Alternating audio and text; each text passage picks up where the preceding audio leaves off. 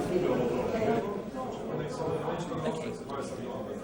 John, you've suggested that when it comes to being moral and to the prospect of enhancing morality, that freedom to think as we wish and to act as we wish, crucially, is probably the most important value, and that's why some forms of moral enhancement we should view as threats because they impinge on freedom. And you have said that one of the problems with the idea of the God machine that intervenes to stop us from committing seriously immoral acts is that in the world of the God machine we are not free to do as we wish and take the consequences. I wanted to ask you if you think that freedom is the most important value and freedom of action is essential for genuine freedom. Is what we ought to be enhancing actually freedom of action? So, for example, if the only thing that prevents me from going on a murderous rampage and killing and harming others is my squeamishness at the sight of blood, ought we to remove that so that I would then be more free to do as I wish and take the consequences, which would be presumably going to jail? Or should we increase someone's physical strength so that they are able to harm others if they want, if that's the main thing that prevents them from doing so? Well, freedom is a moral and political idea, and there is a traditional distinction in philosophy made in many ways over the years, but I like Ronald Dworkin's formulation of it, the difference between liberty as license and liberty as dignity. And I'm concerned with liberty as dignity. So it's not just the freedom to do anything you damn well please, including rampaging and killing and maiming. But certainly freedom understood in moral and political terms is a prerequisite for everything. However you want to live your life, whatever you value, whether it's happiness or anything else, you can't pursue that way of life unless you're free to do so. So that I see liberty as foundational in a way, for example, that Peter, I think, doesn't, from what I gleaned from his talk this morning. Would it be right to say that part of the reason that we might object to the God machine, which not just stays your hand from committing the immoral act, but actually, as I understand it, changes your mind about whether you want to commit it? Am I right in saying that perhaps part of the reason we object to it is because it doesn't just constrain our freedom to act, but also constrains freedom to think? So would it be better, for example, if we experienced the feeling of constraint, we knew what we wanted to do, but were unable to do it? Would that change your views on the God machine? I don't think so, if I understand your question. The God machine doesn't change our minds. Our minds remain the same. It makes it appear to us that we have changed our minds. So what the structure of the God machine is that we've decided to do X, and then the God machine intervenes and makes us think that we really want to do not X. But that's not what we want, and therefore it's not that it changes our mind and gives us, so to speak, a better decision. It takes the decision away from us and makes it itself, and that's why it is truly totalitarian. Okay, I think there's perhaps a problem here about what we think and what we think we think. So you say it would not be that we would change our mind, the machine would change our mind for us. There's no suggestion that the machine offers us better reasons than we had before. So this is an instant mechanism that somehow is supposed to change our minds without there being anything else that has changed in order to lead a rational person to change them. Therefore it is not, so to speak, something that leaves us free. It merely makes what we freely choose a different outcome. It actually intervenes like a tyrant in that process and prevents the proper exercise of our reason and our will. Okay, that leads us actually into the question that I wanted to ask Peter, but you might have some further thoughts on that as well when it comes to changing people's minds by different means.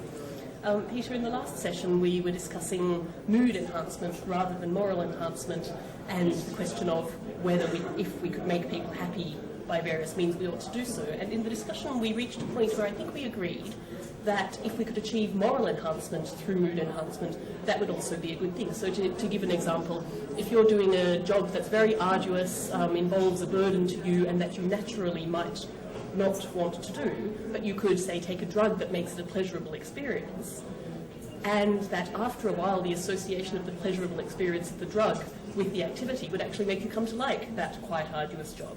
I think we agreed that that would probably be a better thing to do than to quit your job and do nothing the rest of your life. Although your life might be good for you in both senses, it's good in the larger sense if you do the good works.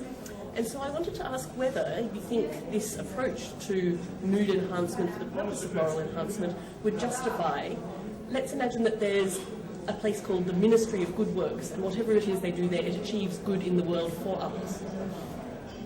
The job is hard, it's something that most people probably normally wouldn't like to do. Are we justified in putting, let's say, lithium in the water or drugs in the air at the Ministry of Good Works so that everybody who works there takes pleasure in their job and eventually comes to like it, even without the influence of the drugs? What do you think about that? I certainly think we'd be justified in doing that if we had a notice in the ministry saying people who work here have lithium added to their water supply or whatever the drug is. I think that makes it quite unproblematic. It's a choice that people have then whether to work at that ministry or whether to do something else. It would be much more difficult for me to say, yes, the ministry ought to put the drug in the water supply without informing anyone of what they're doing.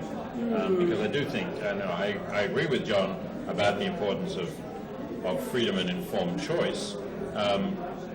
Maybe not for me quite as much a fundamental value, but still a very important value that we don't want governments to cross a line in terms of medicating people without their consent. I think that's been a really important principle in the development of modern medicine, and this would cross that line.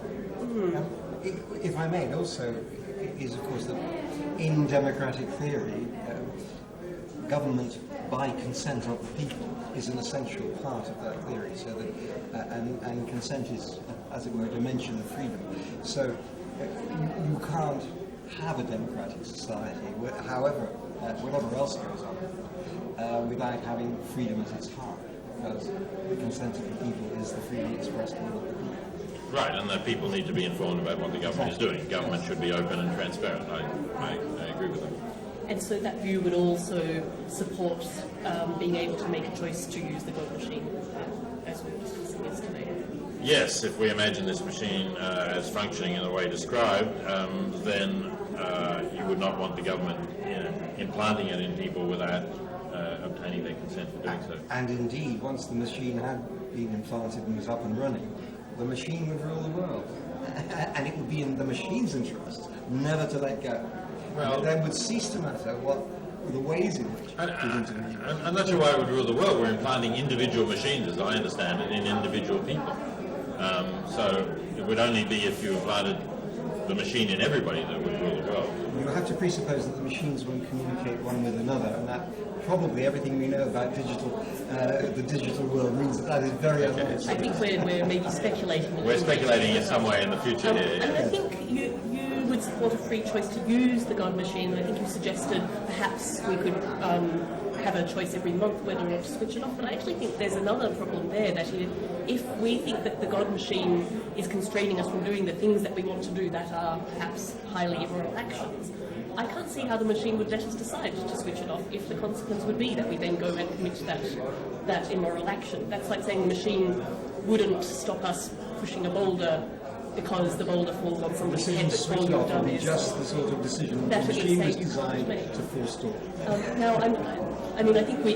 This depends how the machine is designed, exactly, right? I mean, you could have the machine to have a program downtime for, 5 minutes at noon every 15th of every month. And then you must decide to re-switch it on rather than... But you also have to bear in mind that we, having been on the machine, would be constituted by the decisions we have made, as we all are now. We are constituted by the decisions and the choices that we make. And so the machine has changed the nature of the people on the machine to conform with the pattern of decisions that it has permitted. And therefore, the idea that it might, in the downtime, be a free decision is very suspect. And this is the point that I'm sort of trying to get at about changing minds with some God machine, however it works. I agree that the technicalities of how the God machine works might affect whether or not we're free to switch it off. but changing your mind with the God machine is maybe not so different to changing your mind by pleasure conditioning. Because, as John says, after, say, a year of working at the ministry with drugs in the water, you wouldn't actually need the drugs anymore. You'd have come to like a job that you would otherwise have hated. Probably wouldn't be able to leave the building. But does that make any difference, the mode in which we change people's minds, and whether it's a sort of permanent... Again, if people know that they're taking this drug, and perhaps they can look up whatever current information there is on the long-term effects of the drug, including the idea that you will love this job after a year even if you stop taking the drug, people may see that as a good option, and I don't see why we should prevent them choosing that as a good option. And just one final question then. I think if I went for a job interview at the Ministry of Good Works and got told that you'll hate this job to begin with, but we'll give you drugs and that will make you like it, I might not want to take that job. My altruism at how much I'm going to help others by working there might not overcome my distaste for the idea of having my mind change. But what if we, as some people have selected, some people have suggested, select children who are more altruistic? They might go there and think, well, I really don't like this idea, but I'm going to achieve so much good. Are they less free in their choice to work there than we are? No, I don't think so. I mean, part of the reason why I think we're a bit reluctant to take this drug is that we think it would be great if people enjoyed doing good works. We want people to be altruistic in the sense that the knowledge that I'm doing good here gives me job satisfaction, even if the job itself is rather dull in some way. I get a lot of satisfaction at the end of the day of thinking, oh, I helped 20 people have significantly better lives. So we'd like people to be more like that, and we're uncomfortable with the idea that they need to drug themselves in order to do this. But if there are children who are more naturally altruistic, who gravitate towards this kind of work, maybe they won't need the drug. John, any last words on I that? think you're just describing modern university, in which we are both delighted to be. Indeed, we are very fortunate to be able to enjoy our work, and we wish that everybody else could enjoy their work as much as we do. All right, thank you very much both.